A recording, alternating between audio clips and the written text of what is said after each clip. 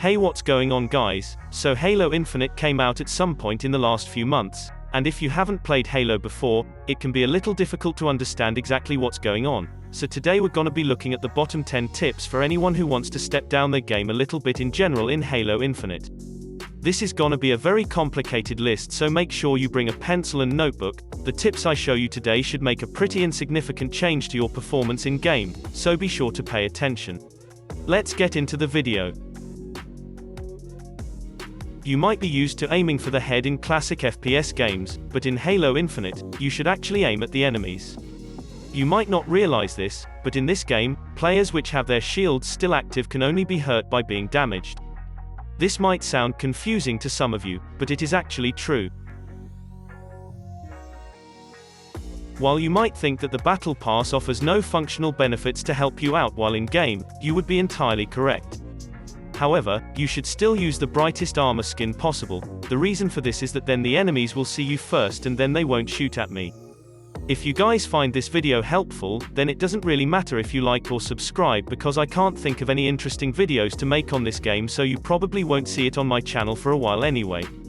But also don't forget to unsubscribe, because we're getting unbelievably close to 69 subscribers. With that stuff out of the way, let's continue. In order to perform well in your gunfights, you need to know about the different damage types available from the different weapons in the game and how they affect different targets. First of all is the plasma weapons, which include the plasma pistol and the pulse carbine. These weapons deal damage to targets. Second of all are the electric weapons, which also damage targets. You can tell this if you look carefully, because if you shoot an enemy they take damage. Third, we have the hard light weapons. These interesting weapons were introduced in Halo 4, and do damage. For example, the heat wave, which can kill enemies when you shoot them. Finally, we have the kinetic weapons.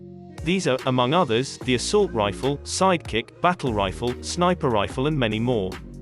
These weapons deal damage to players when you shoot them and can also deal damage to vehicles when you shoot them. Now you understand how the damage types work, let's move on to how to avoid taking this damage. Now, if you are playing with either a keyboard and mouse, or controller, you can actually avoid taking damage by throwing off the enemy's aim. To do this, jump off the map, confusing your opponent. It is statistically proven that 90% of enemies do not expect this, and will not continue shooting at you, meaning that they do not get the kill. This is especially effective on console, as it will completely throw off the game's aim assist, ensuring that you don't get shot by your opponent.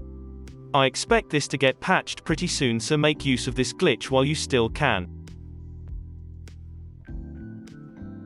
Another way you can avoid taking damage is by understanding that, when against a high-skilled player, it is likely that they will be aiming where they think your head will be. Therefore, if you walk around the map constantly crouched, they will be shooting at only the air where they thought your head would be. The most important step here is to remain crouched even if you take damage and need to quickly retreat, because if you stand up to sprint, then you will no longer be showing how skilled you are at the game, and that's worse than dying. There are many pieces of equipment you can find around the maps in Halo Infinite, but perhaps the most useful one is the grapple shot. While it has many uses you would not expect, the most important one may actually be how easy it makes your Spider-Man cosplays.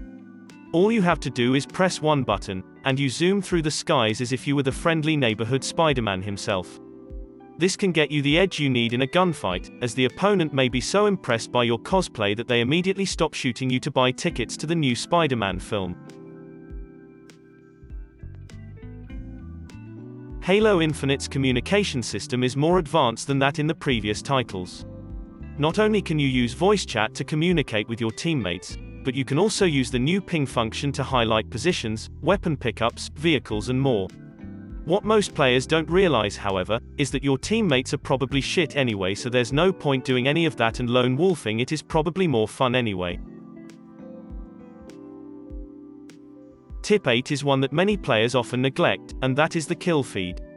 It provides you with a lot of useful information, such as when players die, what they were killed by, and who killed them.